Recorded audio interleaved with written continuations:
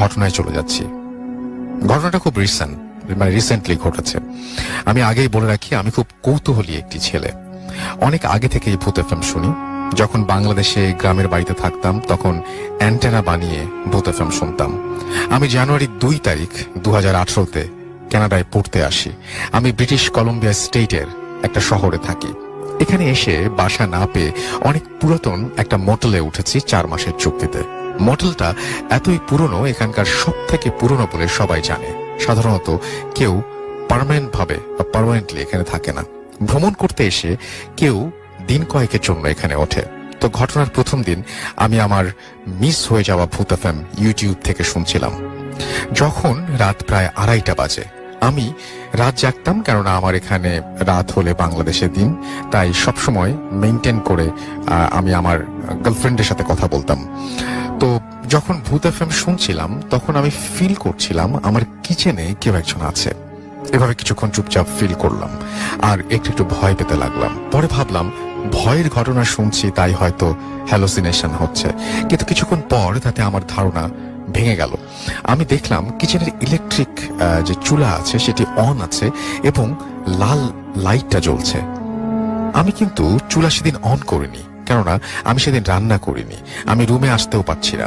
আমার কাছে অনেকটাই অন্যরকম মনে হচ্ছে ব্যাপারটা। আমি মোটেলের কাউকে না বলে পরের দিন একটা মুভি দেখছিলাম আর অপেক্ষা করছিলাম আজকেও কিছু ঘটবে কিনা, কেননা আমি আগেই নোটিস করেছি এবং আমি আগেই ব্যাপারটা নোটিস করেছি কিন্তু কোনো একটা অস্বাভাবিকতা এখানে আছে এবং আমি আগেই বলেছি আমি একজন কৌতূহলী মানুষ।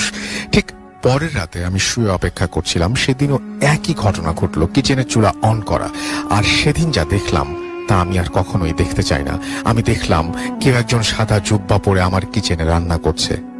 আমি পুরোপুরি আমার ব্ল্যাঙ্কেট যেটা ছিল সেটাকে মাথা মুড়িয়ে চোখ বের করে দেখতে চেষ্টা করলাম। আর আমি যা দেখলাম লোকটি দেয়ালের বাইরে হাত দিয়ে অদ্ভুত ধরনের কিছু মাছ নিয়ে এলো এবং এমন ভাবে দেখলাম যেন আমার কাছে মনে হলো যে দেয়াল আছে, লোকটার কাছে সেই দেয়ালটা দেয়াল নয়। আর সে এভাবেই বাইরে থেকে কিছু একটা নিয়ে রান্না করতে শুরু করলো। আমি চুপ করে দেখেই যাচ্ছি। পরে লোকটি আমার দিকে ঘাড় ঘুরে দাঁড়ালো। আমি দেখলাম কোনো চার্চের ফাদারের মতো, গলায় একটা লকেট। আমি খুব ভয় পাচ্ছিলাম। আমার ফোনটা বেজে উঠলো, আমার গার্লফ্রেন্ডের ফোন। সাউন্ড হওয়ার সাথে সাথে সবকিছু অদৃশ্য হয়ে গেল। পরের দিন আমি ভার্সিটিতে গিয়ে কয়েকজন বাংলাদেশি স্টুডেন্টের সাথে আমার ঘটনাটা শেয়ার করলাম। তাদের মধ্যে একজন বলল, এই মোটেলে একটা ভয়ানক অতীত আছে। আমি বাসায় এসে প্রতিদিনের মতো রাত জেগে থাকতাম, আর সেদিন আলাদা কিছু ঘটলো না, কিন্তু যা ঘটলো সেটা আরো ভয়ানক। সেদিন রাতে আবার সেই লোকটা আসলো, কিন্তু সেদিন যা হলো, লোকটি কিচেন থেকে আমার বিছানার পাশ দিয়ে টেলিভিশনের কাছে এসে দাঁড়ালো। আমি দেখলাম লোকটি যেন শূন্যে ভাসছে এবং সেদিন তার চেহারাটা এমন ভয়ানক ছিল যেন অনেকগুলো ফাটা চির ধরা দাগ, আর চোখটা সাদা বর্ণের। আমি খুব ভয় পাচ্ছিলাম, আমার শরীর ঘামে প্রায় ভিজে গেছে। তারপর আমি দেখলাম লোকটা একটা রশ্মি বের করে ওপর থেকে টানিয়ে নিজেই ফাঁসিতে ঝুলে গেল আর হাওয়ায় মিলিয়ে গেল। সব থেকে রহস্যময় কথা হলো, আমার রুমের ওপরের দেয়ালে রশ্মি ঝুলানোর কোনো জায়গা নেই। আমি খুব ভয় পেয়ে সেই রাত পার করলাম আমার গার্লফ্রেন্ডের সাথে কথা বলতে বলতে। পরে পাশের সুপার শপে এক বাংলাদেশি ভাইয়ের কাছে সব বলে জানতে পারলাম যে এই মোটেলের কোনো এক রুমে এক খ্রিস্টান লোককে মেরে তাকে ফাঁসিতে ঝুলিয়ে দেয়া হয়েছিল। সেও অনেক আগের কথা, তখন রুমে পাখা ছিল। আমি আজও সেখানেই আছি, কেননা আমি বাসা পাইনি। এরপর আমি আর কিছু দেখিনি, আর দেখতেও চাই না। আমি ভাবতাম আমার সামনে সব পড়ে না কেন, আর এখন ভাবি আর যেন কোনোদিন না হয় সব আমার সাথে। ভালো লাগলে পড়ে শোনাবেন। এরপরে কিছু ঘটনা আমি ইমেইল করে দেব। আমরা চলে যাব একটা ইমেইলে এবং আশা করছি যে এই ইমেইলটা আপনাদের ভালো লাগবে। তো পড়ছি যেভাবে লিখেছেন। রাসেল ভাই, আসসালামু আলাইকুম। ওয়ালাইকুম সালাম। তিনি লিখছেন যে আশা করি আজও সব সময়ের মতো ভালো আছেন। আমি একজন ছোটখাটো ব্যবসায়ী। ব্যবসা ছোট হলেও আমার অনেক ব্যস্ত থাকতে হয়। ব্যস্ততার মাঝেও আমি শুক্রবার মাঝরাতে ভূত এফএম টিউন করতে ভুলি না। অনেকদিন ধরে ইচ্ছে ছিল ভূত এফএমের জন্য নিজের এলাকাতে ঘটে যাওয়া ঘটনা মেইল করব, কিন্তু সময় হয়ে ওঠে না। সম্প্রতি মেইল এবং অডিও ক্লিপ নিয়ে স্পেশাল আয়োজনটা ভালো লেগেছে। সেই স্পেশাল এপিসোড শুনে আপনাকে মেইল করার ইচ্ছেটা আর দমিয়ে রাখতে পারলাম না। শুরুতেই বলে রাখি, আমার পক্ষে ভূত এফএমে উপস্থিত হওয়া সম্ভব না। আমার মেইলটা ভালো লাগলে পড়ে শোনাবেন। আমি যে ঘটনাটি লিখছি সেটি খুবই সাম্প্রতিক কালের ঘটনা আমার এলাকার বাড়িকে কেন্দ্র করে। তবে বাড়িটিকে ভুতুরে বাড়ি বা হন্টেড হাউস ভাবার কোনো কারণ নেই। বাড়িটা নির্মিত হয়েছে মাত্র 4 বছর আগে। বাড়িটির অবস্থান ফেনী জেলার ফরহাদ নগর গ্রামে। সৌদি প্রবাসী একজন ধনী ব্যক্তি শখ করে এই বাড়িটি 5 কোটি টাকা ব্যয় করে বানিয়েছেন, কিন্তু সেই বাড়িতে তিনি থাকার সুযোগ খুব একটা পান না। শুধু ঈদের সময় 2-1 দিনের জন্য তিনি পরিবার নিয়ে সেই বাড়িতে থাকেন, আর সারা বছর বাড়িটা ফাঁকা থাকে। বলা যায় সেই বাড়িটি পাড়ার শেষ বাড়ি, কারণ গ্রামের ওই বাড়ির দক্ষিণে দীর্ঘ জায়গাতে আর কোনো বাড়ি নেই। চারপাশে ধানের জমি আর মাঝখানে উঁচু দেয়াল ঘেরা সেই বাড়ি। ভেতরে সুইমিং পুল আকৃতির একটি পুকুর রয়েছে।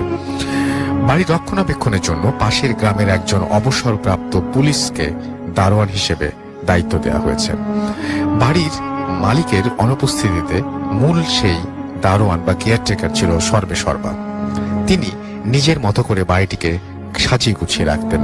আমাদের গ্রামে সন্ধ্যা 8টা বাজলেই সবাই যে যার ঘরে ফেরে। 9টা বাজলে পুরো গ্রামে পূর্ণ নীরবতা নেমে আসে। যে বাড়ির কথা বলছি সেই বাড়ির সামনের রাস্তাটিতে সন্ধ্যা 7টার পর আর কাউকে পাওয়া যায় না।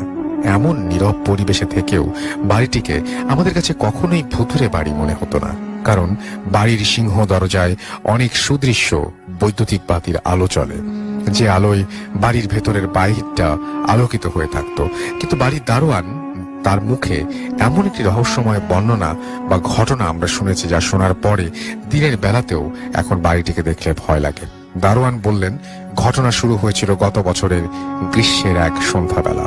সেদিন সন্ধ্যা 7টার দিকে বাড়ির ছাদ থেকে দেখলেন বাড়ির সামনে 12-13 বছরের বয়সী একটি মেয়ে দাঁড়িয়ে আছে। মেয়েটা অবাক চোখে বাড়িটা দেখছিল। গরমের ঋতুতে সন্ধ্যা 7টা বাজে, দিনের আলো পুরোপুরি মিলিয়ে যায় না, তখনও আবছা আলো থাকে।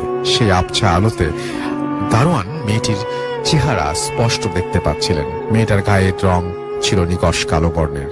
দারোয়ান ভাবলেন, সুন্দর বাড়ি দেখে মেয়েটা হয়তো তাকিয়ে আছে, কারণ নতুন বাড়ির সৌন্দর্য দেখে অনেকেই এভাবে বাড়িটার দিকে তাকিয়ে থাকতো। পরের দিন প্রায় একই সময়ে দারোয়ান বাড়ির গেটে দাঁড়ানো ছিলেন। হঠাৎ তিনি দেখলেন কতদিনের সেই মেয়েটা আজও বাড়ির সামনে এসে দাঁড়ালো। তিনি মেয়েটির কাছে গিয়ে তার পরিচয় জানতে চাইলেন। মেয়েটা জানালো সেই এলাকায় রসুল আহমেদ নামের এক ব্যক্তির কন্যা এবং তার নাম পারুল। দারোয়ান পাশের গ্রামের লোক হলেও তিনি এই গ্রামের কাউকে চিনতেন না। পুলিশে চাকরি করতেন বলে চাকরির কারণে তিনি দেশের অন্যান্য জেলাতে বিভিন্ন জেলাতে পোস্টিং পেয়ে সারা জীবন কাটিয়ে দিয়েছেন। তাই প্রতিবেশীর এলাকার লোকজনের ওনার সাথে ওনার পরিচয় গড়ে ওঠেনি। যা হোক, পরদিন একই সময়ে একই জায়গাতে দারোয়ান পারুলকে আবার দেখতে পেলেন। স্বাভাবিকভাবে দারোয়ান মেয়েটাকে কিছুটা উদ্বিগ্ন হয়ে গেলেন। তার আশঙ্কা হচ্ছিল পারুল মেয়েটা হয়তো চোর বা ডাকাত দলের ইনফর্মার হতে পারে। তিনি আজ মেয়েটাকে ধরে জানতে চাইলেন যে কি হয়েছে, সবসময় কি দেখো। মেয়েটা বলল সে বাড়ির একটি বাড়িতে ঝিয়ের কাজ করে। বিকেলবেলা নিজের বাড়িতে ফিরে যাবার আগে বাড়িটা দেখতে তার ভালো লাগে। দারোয়ান মেয়েটির কথা বলার সহজ সরল নিষ্পাপ ভঙ্গিকে বিশ্বাস করতে পারল না, কিন্তু তার ভয় ছিল মেয়েটা যদি সত্যি নির্দোষ হয়ে থাকে তাহলে মেয়েটাকে চোর সাব্যস্ত করতে গেলে তার পরিবার ও পাড়া প্রতিবেশীকে দারোয়ানকে শাস্তি দিয়ে ছাড়বে। তাই কথা না বাড়িয়ে মেয়েটাকে ছেড়ে দিলেন। পরের দিন দারোয়ান পারুল নামের মেয়েটিকে দেখতে পেলেন। এবার মেয়েটিকে নিয়ে দারোয়ান আর অবাক হননি। সেদিন পারুলের সাথে দারোয়ান প্রায় 8 ঘন্টা কথা বললেন। পারুলের কথার সাথে দারোয়ান নিশ্চিত হলেন যে এই মেয়েকে নিয়ে উদ্বিগ্ন হবার কোনো কারণ নেই, তার আসলেই কোনো বদমতলব নেই। রাতের অন্ধকার নামা শুরু করার পর পারুল তার বাড়ির দিকে চলে যায়। পারুল চলে যাবার পর সে রাতে দারোয়ান কিছু বিচিত্র অভিজ্ঞতার মুখে পড়েন। তিনি শুনতে পেলেন বাথরুম থেকে একটা ছোট বাচ্চার হাসির শব্দ ভেসে আসছে। বাথরুমে গিয়ে দেখলেন পানির ট্যাপ থেকে পানি পড়ছে। দারোয়ান ভাবলেন তিনি নিজেই হয়তো ভুল করে ট্যাপ খুলে রেখে গেছেন। মাঝরাতে দারোয়ানের আবার ঘুম ভাঙলো বাথরুমে পানি পড়ার শব্দে। দারোয়ান এবার ভাবলেন পানির ট্যাপ হয়তো নষ্ট হয়ে গেছে। যথারীতি পারুলের সাথে পরের দিন দারোয়ানের দেখা হলো। পারুল দারোয়ানের কাছে জানতে চাইল তিনি একা এত বড় বাড়িতে থাকতে ভয় পান কিনা। দারোয়ান পারুলের কথা শুনে হেসে উড়িয়ে দিল। বাস্তবে এই দারোয়ান ছিলেন প্রচন্ড সাহসী। দারোয়ান পারুলকে বললেন তিনি তার পেশা জীবনে অনেক ভয়ঙ্কর দায়িত্ব পালন করেছিলেন। যদি ভয় পাবার মতো কিছু ঘটতো তাহলে ভয় সেখানে পেতেন। উল্লেখ্য, দারোয়ান নিজে কখনো ভূত প্রেতে